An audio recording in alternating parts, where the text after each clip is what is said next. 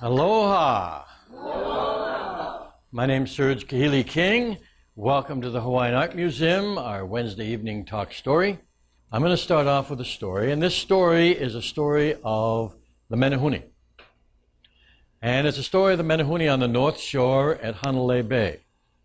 One time, a very, very long time ago, way before Captain Cook, there were thousands and hundreds and thousands of Menehune all over the North Shore. They went all over the island, but most of the time they spent all their time on the North Shore, unless they were doing building projects for different haole. They were haole actually to the Menehune.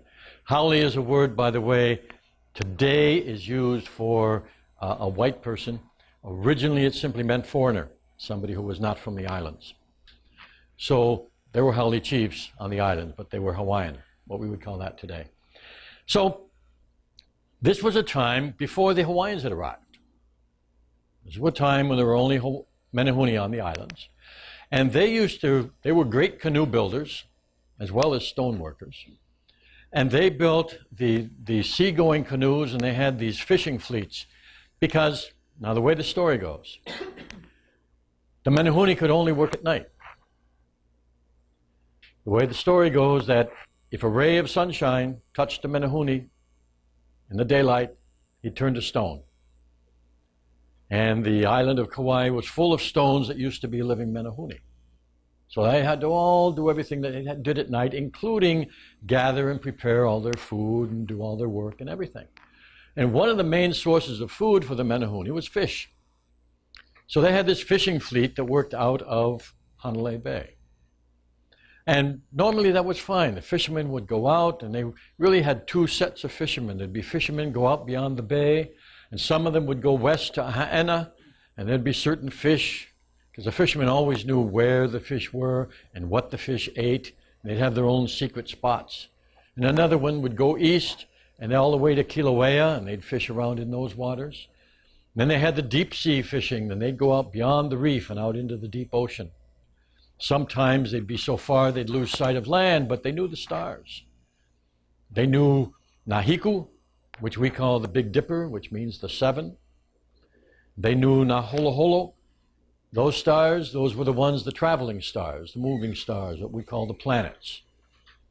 And they knew the tracks of the other stars, so they could find their way in the stars when that was possible. When it was cloudy, that made it more difficult, but then they had signs that they could find. The worst times, however, when there was a real storm. When there was a real storm and the waves would be so high and the clouds and rains would interfere with the vision, and if they went too far from land on those nights, then they'd be lost at sea. Because we're out here in the middle of the ocean, the most isolated mass of land in the entire planet. Okay? And it's real easy to get lost in the currents, and if you don't know your way back. I can remember one time coming over here in an airplane, and they're supposed to know exactly where they're going. And we were going way south of the island, and the plane had to make a sharp turn and come all the way back to Kauai because they were way off base. At any rate, this could happen in the ancient times as well. Well, it happened that there was one night, and there was a storm. And, of course, they couldn't go out very far, and the Menehunes came back. Now, they had to get enough food, fill the canoes, and they had to get enough food so that they would have enough to feed the whole community and feed them overnight, and we're during the nighttime. And then next day, or next night, they'd have to go out, fish again for that evening's, that night's food. So it was very important how much food they caught. And this one night, after this great big storm, down on the beach, the fishermen were very unhappy, and the chief of the Menehune came down, and he looked, and he had his torchbearers with him, and because it's nighttime, of course, and there's very few fish, hardly any. Some of the canoes were empty. And so the chief said, well, he looked around and said, considering the weather, you did a good catch.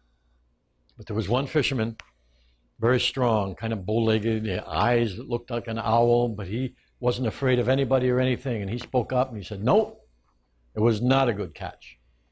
We hardly caught anything. We don't have enough fish to feed the community. We're going to have to eat dried fish tonight.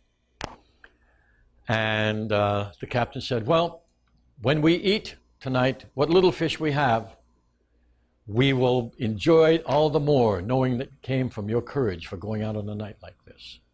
So then all the fishermen cheered. The chief was also the one who had started. He was a young man. He wasn't an old man, but he had started the drying of the fish just for that kind of a thing, so they wouldn't have to go hungry. They would, every time they had a surplus, why, he'd put it out and have it dried.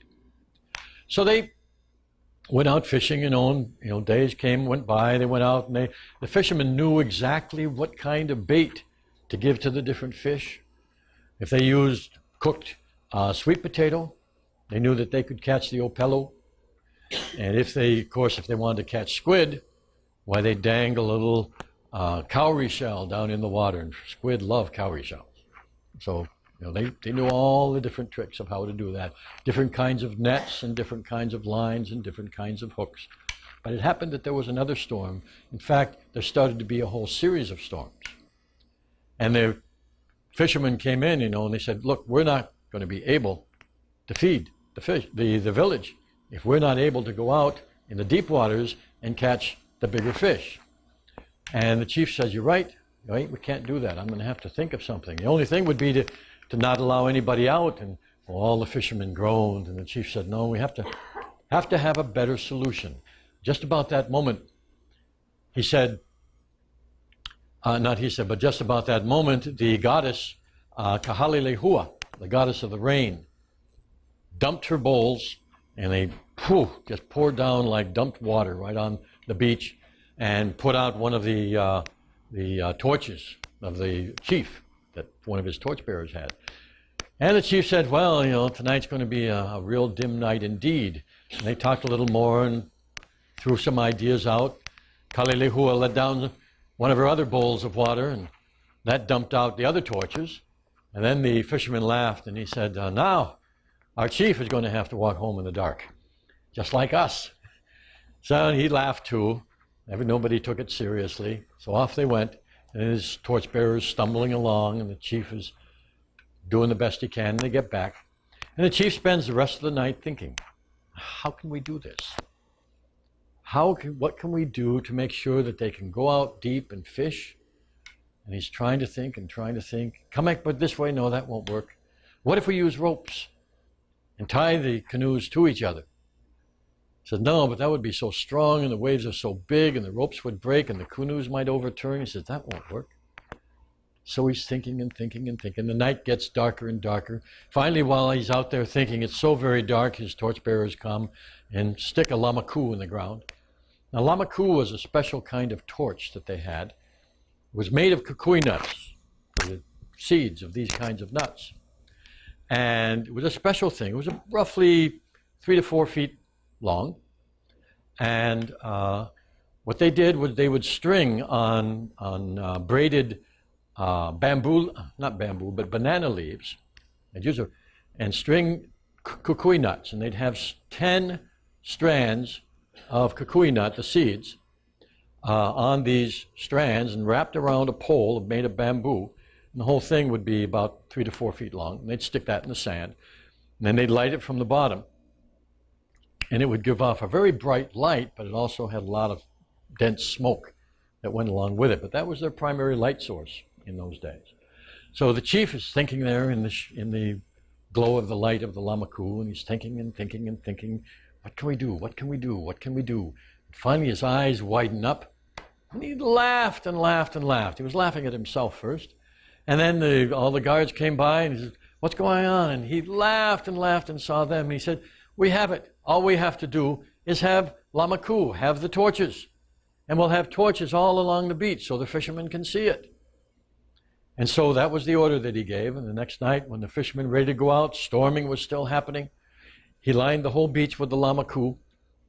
And the fishermen went out. When they came back, the chief came down, really expectant. He says, how was it? Did that help?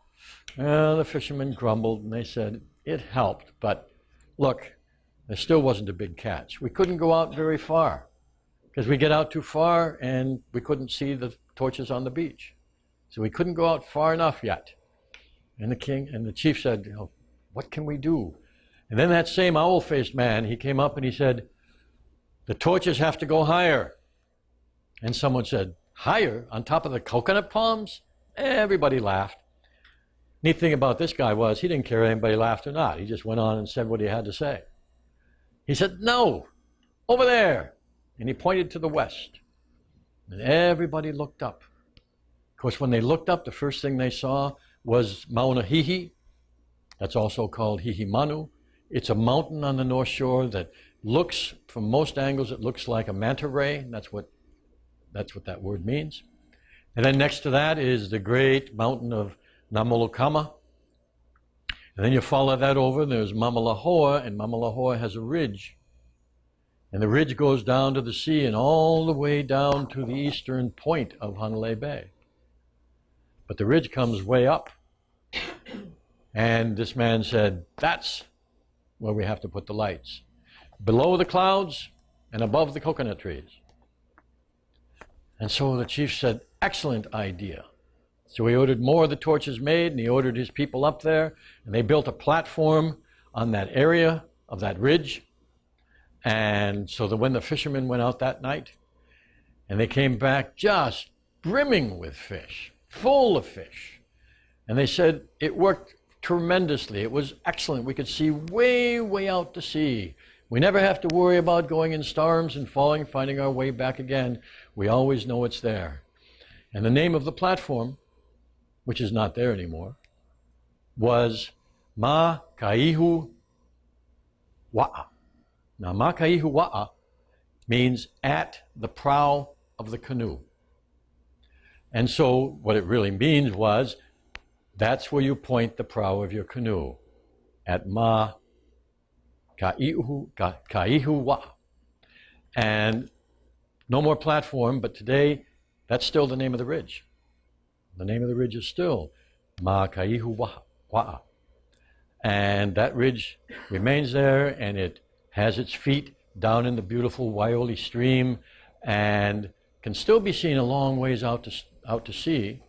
And there's still a little spot on there where you can, if you climb up there, you can see where there used to be beacon fires, where they made them in the later days. Menehunes were the first one, but later days they made beacon fires. And there's a place, that highest point there now today is called Pu'upele. The ridge is still Makaihu Wa'a, but that little point is Pu'upele, which in Pele means fire and glow and molten lava. So we still have that name, and we still have that place, and we know because of that the story is true. Okay.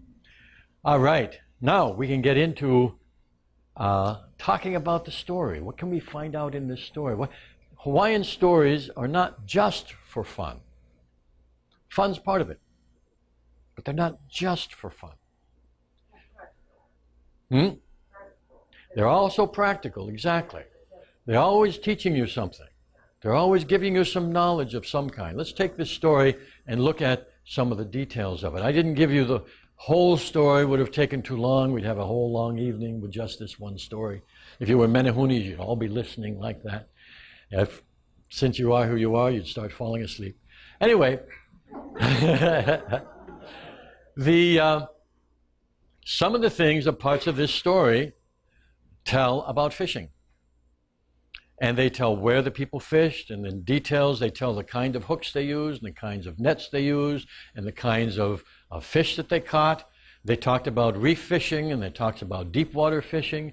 And in the full story, there'd be all these kinds of details that would be teaching the listeners all about the whole practice of fishing. We learned about the practice. There'd be more about drying the fish, and it would have been all about how that was done, the kind of fish were dried, and how long it took, and what they did, and how they stored them, and all of that would have been part of the story as well. I gave you a little bit of detail about the lamaku, which was really how to make one, how to bake a torch that's going to burn most of the night, because they burn about 4 or 5 hours, those things. And so we learn about the lamaku. We also learn some other things in the way the story is told. We learn about how to deal with people. We learn about attitudes to have when things are tough and rough. You notice in here the first thing that happened, when there were the canoes of the fishermen and the boats were empty. Did the chief come down and criticize them? Did he complain? Did he tell them they were bad fishermen? Did he get mad? No. He praised them for what could be praised. He said, hey, considering everything, you did very good. And when the one man spoke up boldly, now that was boldly. Normally you don't speak up to a chief like that. But the man had something good to say. And this chief listened to him. He listened to that knowledge and information that was coming. And he decided there was a problem. The problem had to be dealt with. And so he set himself to working on that. And then remember, before he left, even when he said, we don't have anything, we don't have enough fish to feed the community, the chief came back and said, even so, when we eat what little you have, we'll remember your courage. So even in that, he's coming back with a compliment to encourage and strengthen the people. So he's taking his time, he's trying to figure things out. In part of this culture, and the Menehunes are part of it, one of the things that the chief is doing when he's trying to figure out a problem, he's not blind to his environment.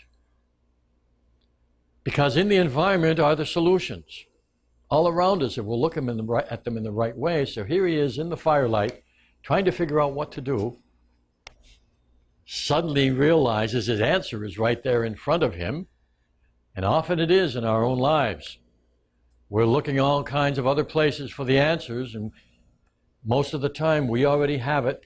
Most of the time we already have the knowledge. I don't mean hidden away someplace, but something that we've learned, something that we've used, some talent or skill that we have. We have the knowledge there. And so often we don't trust ourselves, and we go off hoping somebody else will give it to us, or looking for it someplace here and there and there. The chief found it right there in front of him by being more observant and aware of his location, of where he was. And the story goes on, and we see more innovation happening and more advice being taken care of. We see the fishermen showing bravery, because even though it was storming, it went out anyway. And they didn't, nobody in the story, any place, complained about the weather, complained about the goddess. Remember I said she dumped her bowls?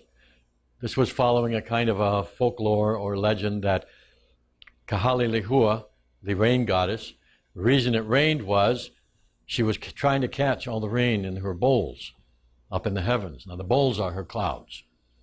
And she's catching all the rain in that, but every once in a while it gets so full that she's got to empty them so that she can catch new rain. That's one of the ways they explained how rain happened. But anyway, nobody complains about her. Nobody thinks she's hurting them or harming them or trying to prevent them from living. Nobody's worried about, they don't even think about that. They say, okay, we have a problem, we have to solve the problem. And that's what they did. And they went out and did it in the best way they could figure out. So they tried one way, and then one way didn't work.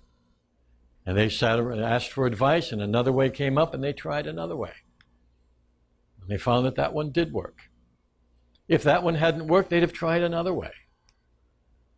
The thing we're learning here is this idea of persistence. Just because something is difficult to begin with doesn't mean it can't be done, and it doesn't mean it shouldn't be done. That's a decision the people doing it have to make, whether it's important enough that you keep on doing and you keep on trying, you keep on looking for solutions. And if you keep on with that, something will come and something will happen and inspiration will arrive. But not if you give up. Now you see, you can't fail. There wasn't even any consideration of this in anything that they did. You can't, human beings don't fail. There's a big misconception. Plans fail. Human beings either do something or give up. And plans are a tool that they use for doing something. And plans can fail. So what do you do then? You make a new plan. See? You don't have to back up and give up and feel helpless or think terrible of yourself because the plan wasn't good or wasn't good enough. So maybe you can save parts of it. So you work with the plan and keep going and keep doing the very best that you can with that. So then all through the story, if we had gone, again, if it was an old-time story, there would have been a description of how the platform was made. because the Menehunes were great builders. And it'd be all the details of who they got the rocks and where they got them and how they shaped them and what they built the platform of. And it was sticking out from the side of the ridge toward the sea. That's it. That is in the story. And so it was something to make sure that it could be seen very easily. And all of those details would have been in this story and tell how to do things. But it's not the mechanical part, the physical part was a very important element of the story. How did they actually put things together and make them work? And the human part, the personality part, the encouragement part, the persistence part, the blessing part, those were also just as important a part of the story. And that's how the stories were told in the old days, with all of this kind of knowledge in them and all these kinds of ideas. Now we're living our own lives. I gave you a few ideas about this, but in this is hidden a lot of the principles of what we call Huna. And Huna is a set of 7 ideas about life, the way it came through my family. 7 ideas about life that we can use like tools to live a better life, to live a happier life, to live a more effective life. And one of those is that the world is what you think it is. And this is the way they were operating in this story. Okay? The second one is there are no limits. And they didn't feel that the making lights and letting the people go out and finding a way to let those fishermen go out beyond the reef and fish, they didn't consider that impossible. They just had to figure out how to do it. There are no limits except the ones we put on stuff. There are no limits in our lives except the ones we decide are there. The universe doesn't have any limits. There's no limits written into anything. Okay? When you have a birth certificate, it doesn't say, must wear glasses when you drive. Okay? It doesn't say that on your birth certificate. That's later on. Okay? You're wide open. Your life is wide open. You'll have the limits you accept or that you make up. But there aren't any built-in ones to the universe at all. We have some things, that seem like limits in this world. They had, even in the story, things that at first seemed like limits. How you're going to see the land during the big waves and the storms. We have in our own lives things that seem like limits. Even gravity. We say, well, how about gravity? Gravity's a limit. Well, no, it isn't. Gravity is a form of energy that we have not yet learned how to use. Okay? And that day can come. It may take a whole shift in the way we look at technology, but it's a force. Any force involves energy. Any kind of energy can be used. So there aren't any limits to that. We have things today, we think that we have limited oil reserves. Well, what I find fascinating about that is that every time they say we have limited oil reserves and in 5 years or 10 years we're going to run out. Now, I've lived a fair time. Not as long as I'm going to, but I've lived a fair time. And over again, I've seen those dates pass by and new oil reserves being found. Now, wouldn't it be interesting, this is purely theoretical, but wouldn't it be interesting if the earth were so alive that she just kept producing these things?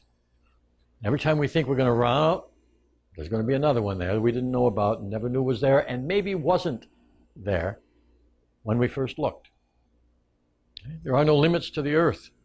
This is not a spaceship planet. This is a living being. And so there really aren't any limits here.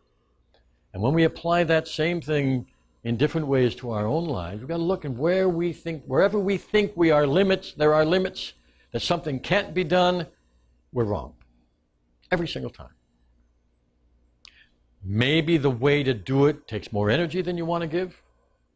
Maybe it's going to require more time in learning new ways of doing things that you want to do. Maybe at the moment you have the foggiest notion of how to do it. Does not mean it can't be done. People put limits on healing.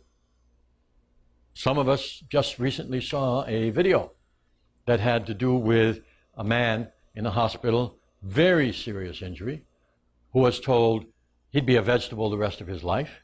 He would be on assisted breathing for the whole rest of his life. He was told all these limits that he was going to have. And it showed his life and his determination that he was going to walk out of that hospital. And he did that. He did that. He didn't accept any of the limits. No matter what they said, he wasn't going to accept that. And he did walk out of that hospital. And he's still alive today, and we saw a picture of him talking, and he looked perfectly fine. Didn't look like he'd ever had any illness. We have this within us to go beyond what anybody else sets as limitations in our lives. Now there's another principle in here. Energy flows where attention goes. Now where do we find that in the story? Well, of course, they were focused on the fishing, and that's where all their energy went. And when they put their energy on that, and the chief sat up all night trying to figure out how to fix the fishing, how to help the fishermen, that's when an inspiration came to him. That's when openness and awareness occurred. When he was focused on something, then the energy flowed into that, and he got feedback. Energy flows where attention goes. In your life, when you put your attention on something, here's one. If you pay attention, just pay attention to what you put your attention on. And if you really start to pay attention, you'll discover time after time something will appear in your life related to what you put your attention on. It happens over and over. Here we are out here on an island in the Pacific, very distant from an awful lot of stuff. Now this was quite a few years ago when there was a lot less than there is here now. Now, when I was in high school, I had a car. I had a Chrysler Town & Country convertible. Whoa, what a beauty. I mean, there's a lot of machines I've had that I've really liked, but this was a love relationship. Okay? God, it was convertible. It was leather seats. It had wood sides. Oh, man, it was gorgeous. And I was remembering that here on the island for some reason. I think actually what I did was order a model. That's what I did. I found some company that had a model of the car that I had. So I bought it. It's on one of my shelves. It's one of my spirit helpers. And it was only a short time after that, coming down Kuhio Highway, is the same model Chrysler here on Kauai. I never did find out where that came from. But there it was, right here on this island. Things like this will happen. Stuff may appear on TV, it may appear in books, it may appear on the newspaper, but when you focus your attention on something, the universe starts reflecting that back in some way or another, always. In the story they showed that, and I only gave a short time on it, but it happened with the awareness and the inspiration that the chief had. We say that now is the moment of power. Right now. And there's another reason why, but anyway, the Menehune in the story didn't waste any time on complaining about all the times in the past where nothing worked, all the times in the past where they didn't have enough fish. Nobody brought up, oh, remember that time when we all had to starve for 3 days because the storms were so big? Nobody thought about that. Nobody had anything to do with it. Nobody worried about the future. Not a single person in the story said, what if it doesn't work? Nobody said that. The whole focus was, here we are, what can we do now? In our own lives, when we give in to worry, you know what worry comes from? And some people don't know the origin of the word. It's the term that's used when a dog grabs something with its teeth and shakes it back and forth. That's called worrying. And that's the word applied to people who grab onto an idea that doesn't exist and shake it back and forth. And that's all they do. It's not accomplishing anything. It just shakes back and forth and back and forth and back and forth. That's worry. I mean, it's something like, wanting to go someplace and sitting down in a rocking chair. Right? Not going to go very far. Worry isn't going to take you very far, and it is never going to solve a problem, ever. Neither is regret. We think about the past, we think about things we could have done, we think about things we might have done, and oh, if this were different. None of that exists anymore. Today, it doesn't apply. Everything is different now. So today we apply solutions to what the problem is now. And if we can't solve what we think is the whole thing, we solve what we can solve now. We do what's appropriate and what's possible now. And that's a piece of it, and that's a step forward. Now, another nice thing that was in this story was this idea we have that to love is to be happy with. Now, as part of this idea, loving is being happy with something. How do you express that? You express that with blessing, with good acts, with good wishes, with compliments, with praise. Those are all expressions of love. And boy, did we find that in the story. I mean, they're in a potentially anger-producing situation. The chief focused and found something good to praise, even though it was small. And then when that was denied, he still found something good to praise. He still focused on that, rather than reacting to the reaction. Right? He just went ahead and kept the focus on blessing, on praise, on aloha, is what we call it, love, basically. And so you had that in there, and telling us about that in the story as well. This is what heals and strengthens human relationships. Appreciation. This is what heals and strengthens human relationships. Not criticisms. If he'd criticized the men wouldn't have felt like doing anymore, and the man who had the best ideas wouldn't have bothered to say anything. No one likes the feeling of criticism, which is a rejection, a pushing away. It doesn't work to strengthen relationships, to strengthen human endeavors and cooperation. Finding things to appreciate, that's appreciated by human beings. Sometimes they have funny ideas about consciously accepting a praise or an appreciation, but there's a part of them that always loves it, that always appreciates it. And you'll find differences in their behavior even if they don't say anything about what you said. So if you don't get a thank you for your praise, not to worry, that's not important. It's going to have an effect anyway that's positive. We say that all power comes from within. Now, where we find this in the story, the king or chief took ideas from the people, but then he sat and figured out how to apply them. Okay? He didn't have the kind of advisor who would tell him what to do. And he'd say, oh, okay. He thought it out. Then you had the other guy, the owl-faced fisherman. Okay? Hey, I got something to say. I'm worthy. It's my power. It's worth it. Here, you take it however you want to. This is what I'm going to do. Now, he wasn't being aggressive, but he was being assertive. And he was expressing his power because it was the right thing to do. Something had to be done, and he was going to stand up and say, this had to be done. Now, he didn't call anybody names. He didn't criticize anybody in doing it. He didn't try to justify himself. He said, this is what needs to be done. This is how I see it. That power came from within him. And the power came from within the Menehune group to find a solution and to work it out. And so some of them built the platform, and some of them, not even knowing whether it would work, went out to sea to try it out. Okay? Everybody used the power that came from within them. Okay? And finally, effectiveness is the measure of truth. This is one of the principles.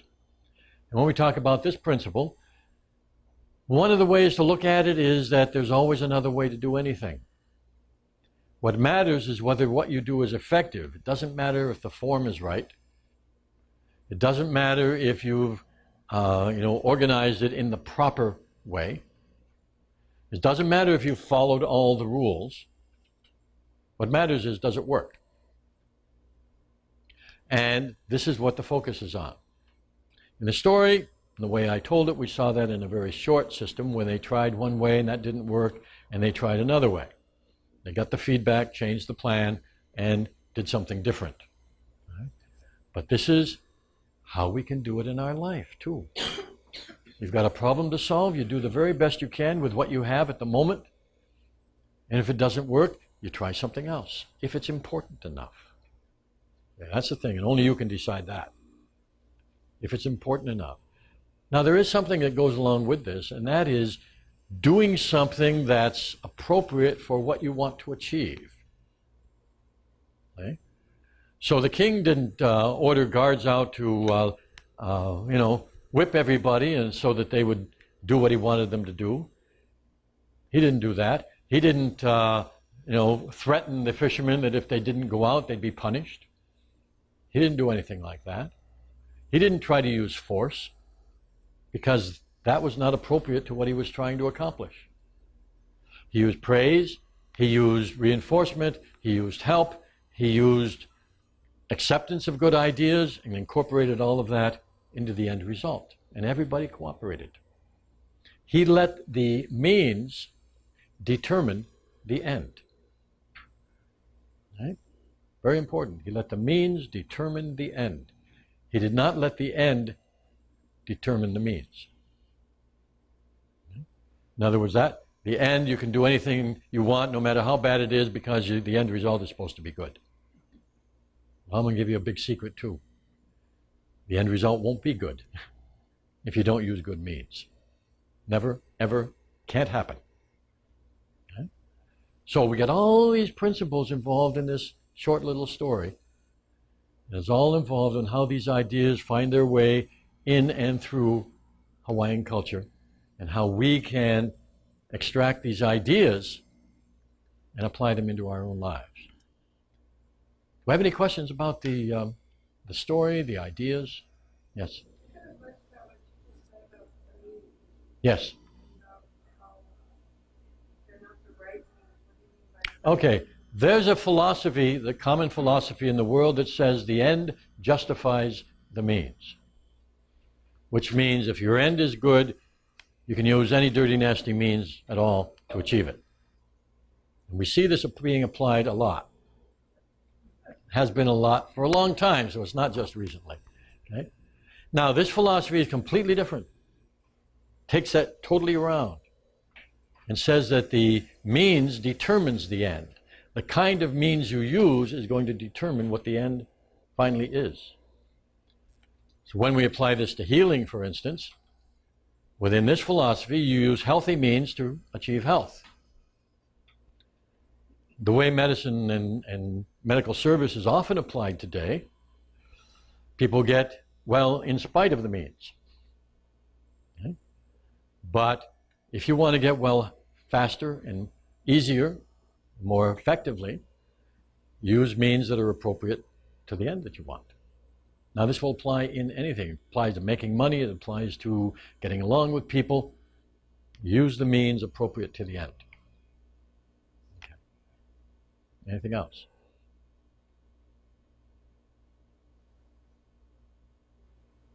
Yeah. I wanted to ask you about those torches.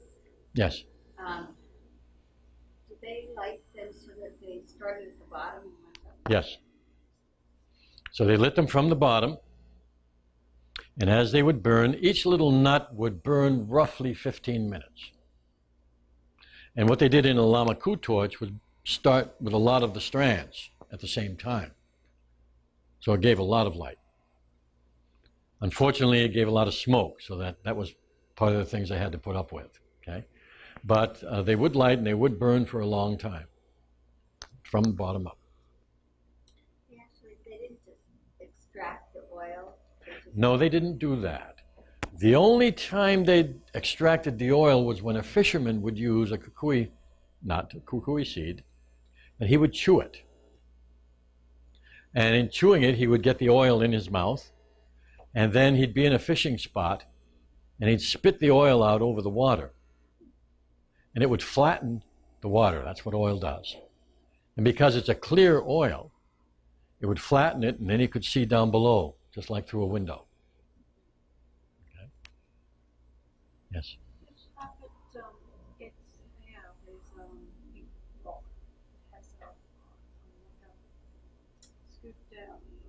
Hikina akala? Yes.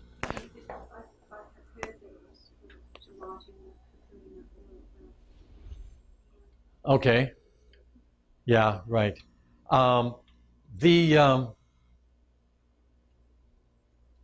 There is a heiau, ancient temple site. It's at Lidgate Park, behind the Aloha Resort Hotel. Okay, and there's the part of the ruins over there.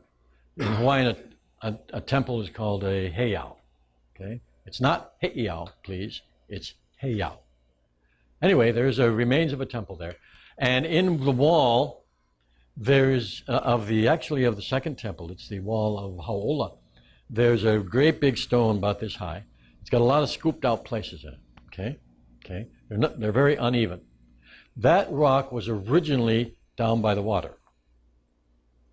Somebody put it up in the wall. There was a period where people thought they were doing the right thing by rebuilding the heiau without any knowledge of how to do that. And so they used whatever rocks were around. Well, that rock originally was down by the water, and that was a sharpening rock. That was a rock that was used for sharpening tools.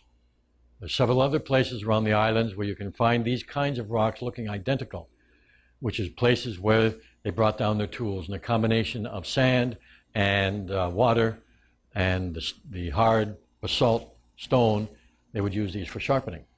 Okay? So that was for sharpening. When they wanted to use stone for their lights, they would make a little bowl. Okay? And in the bowl, was stone bowl, because they needed to be moved around. And they would have a coconut midrib, and they would put the kukui nuts, slide the kukui nuts down on that. So you might have 5 or 6 nuts sticking out on a bowl. And again, they'd be lit from the bottom up as well and provide light. Okay?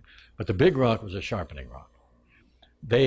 They had bonfires that they used for beacons. That's how the Hawaiians did it.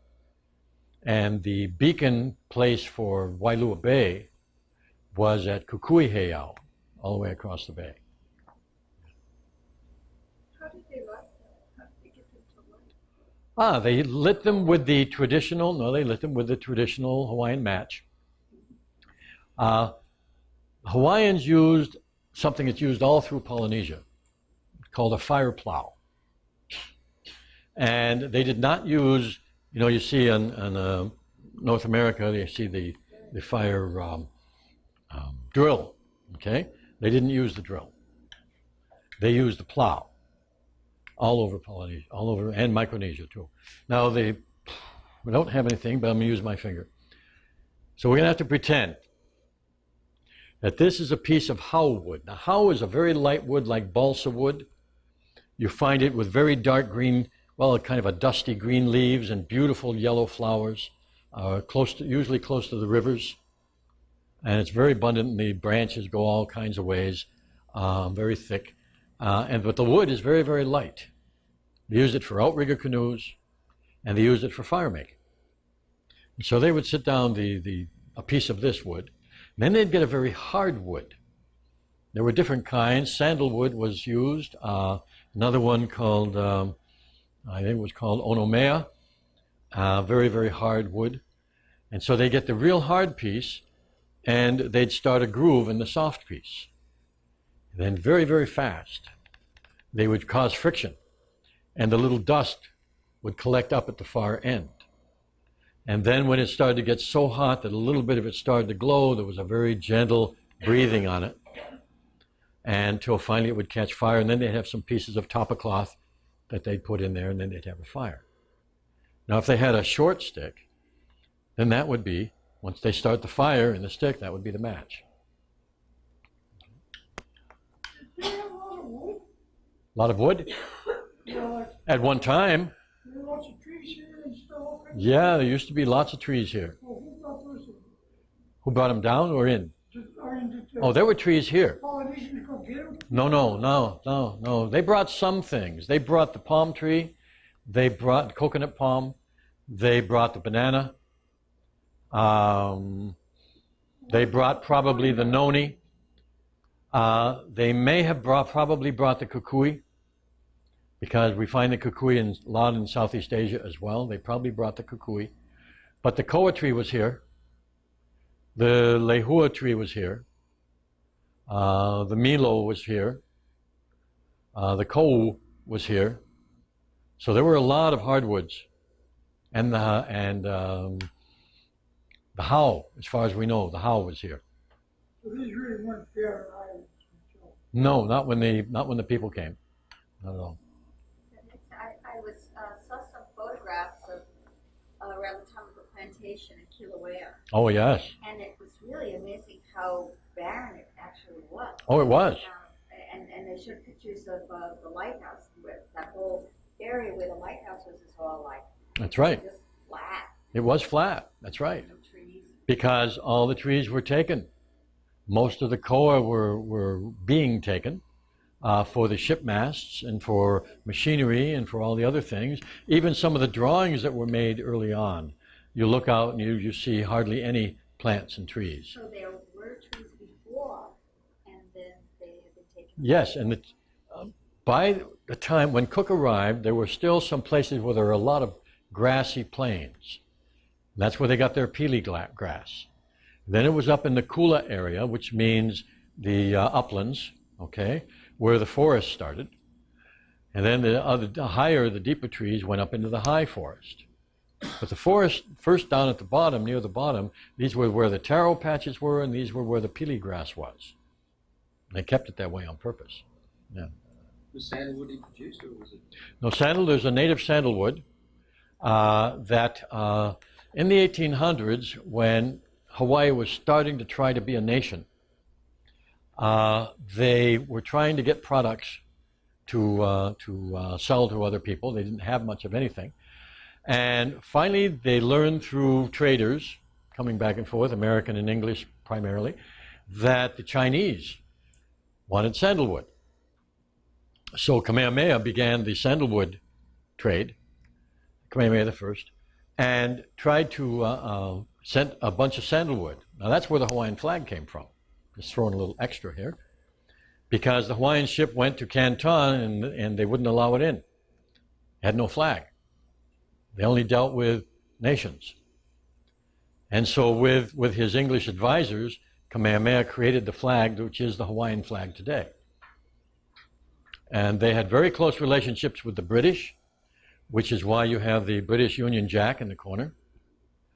But the Americans were very powerful economically, and so you use the red, white, and blue stripes, but given Hawaiian meanings. And 8 stripes for the 8 islands. Okay? So that was the first flag, and it still is the state flag of Hawaii. So then they did another ship, and the Chinese said that the sandalwood was too poor quality.